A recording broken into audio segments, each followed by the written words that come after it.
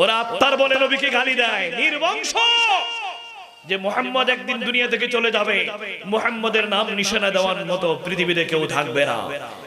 আজ বলেন পৃথিবীতে কোটি কোটি মুসলমানের হৃদয়ে আমার নবী আছে কি নাই? আরো চিৎকার দিয়ে বলেন নবী আছে কি নাই?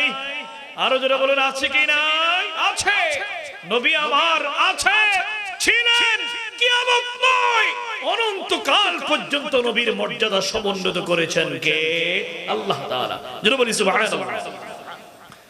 নবী পাকের শানে একবার কটূক্তি করেছে লাবিদ, আমার আল্লাহ তাআলা সূরা কলামের মধ্যে 10টি অপবাদ তাকে দিয়েছে। সর্বশেষ বলেছে আমার নবীর সাথে বেয়াদবি করেছো, যাও তোমার জন্মের ইতিহাস ফাঁস করে দিলাম।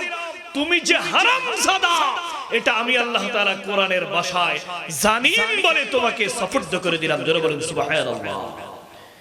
নবীর শানে বেয়াদবি আল্লাহ সহ্য করে না।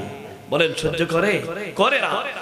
আজ যারা লেখনির মাধ্যমে, আজও পৃথিবীতে যারা বক্তব্যের মাধ্যমে, কথাবার্তার মাধ্যমে, লেখনির মাধ্যমে আমার নবীর সম্মান নিয়ে আঘাত করে, এই পৃথিবীর সচ্চা মুসলমান, আউলিয়া প্রেমিক, নবী প্রেমিক, সাহাবী প্রেমিক, কোরআন সুন্নাহ প্রেমিক সুন্নি মুসলমান এদেরকে কোনোদিন মেনে নেবে না। কথা বলেন ঠিক না বেঠি? আউলিয়া কেরামের মতাদর্শ, সাহাবায়ে কেরামের মতাদর্শে নবী পাকের অসম্মান করা যাবে না। সম্মানিত সুধী, নবী আমার বিবাহ করলেন জাইনাব বিনতে জাহাশকে। আল্লাহর নবী ঘরের মধ্যে স্ত্রীকে আনলেন।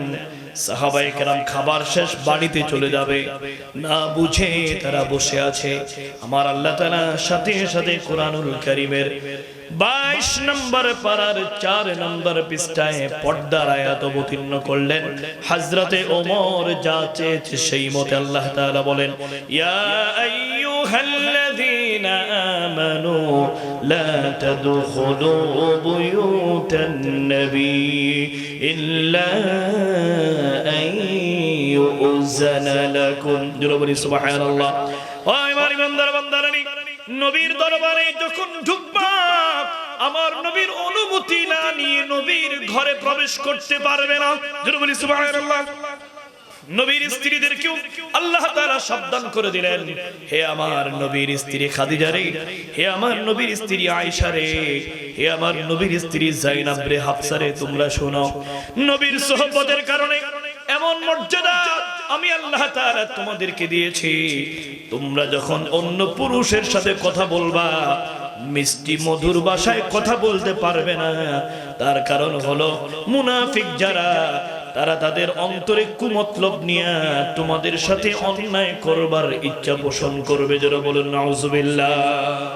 আল্লাহ তাআলা কোরআনুল কারীমে 22 নম্বর পারার প্রথম পৃষ্ঠায় বলছেন, ইয়া নিসাআন নবী লাস্তুন্না কাআহাদিম মিনান নিসাই ইন ইত্তাকাইতুন্না ফালা তাখদা'না বিল কওলি فيطمع الذي في قلبه مرض وكل قولا معروفا।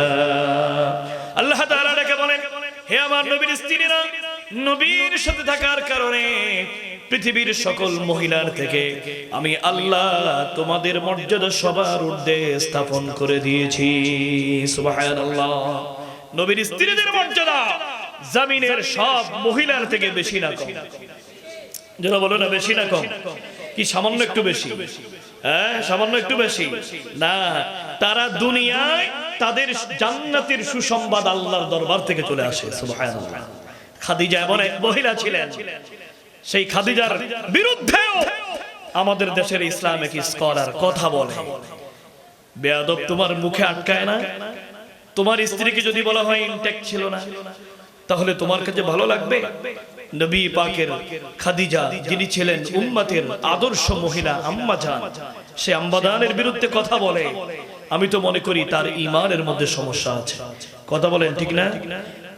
এমন চরিত্র খাদিজার ছিল, যার হেরা গুহার মধ্যে নবী যখন মাঝে মধ্যে 3 দিন 4 দিনের জন্য চলে যেতেন, 3 দিন 4 দিন পরে আবার ফিরে আসতেন। আম্মা জান খাদিজাতুল কুবরা নিজ থেকে 3-4 কিলোমিটার দূরে উঠতে নামতে কত কষ্ট। আজ 1400 বছর পরে আয়েশা পাহাড় কেটে একটু উঠার ব্যবস্থা সামান্য সামান্য ভাবে করছে। 1400 বছর আগে তো এত সহজ ছিল না। এত কষ্ট করে দিন কায়েমের জন্য নবীর জন্য খাবার নিয়ে আসতেছে। সহিহ বুখারীর বর্ণনায় জিবরিল আমিন এসে বলেন, ইয়া রাসূলুল্লাহ হাদিহি খাদিজা, ওই তো আপনার খাদিজাকে দেখা যায়, ফিহা ইনা, খাদিজার হাতের মধ্যে একটা পেয়ালা দেখা যায়, ইদামুন তুআম, এই পেয়ালার মধ্যে রুটি আছে আর তরকারি আছে। ওগো আল্লাহর প্রিয় নবী, খাদিজা যখন আপনার কাছে আসবে আপনি আল্লাহর পক্ষ থেকে সালাম খাদিজাকে পৌঁছায়া দেন। সুবহানাল্লাহ।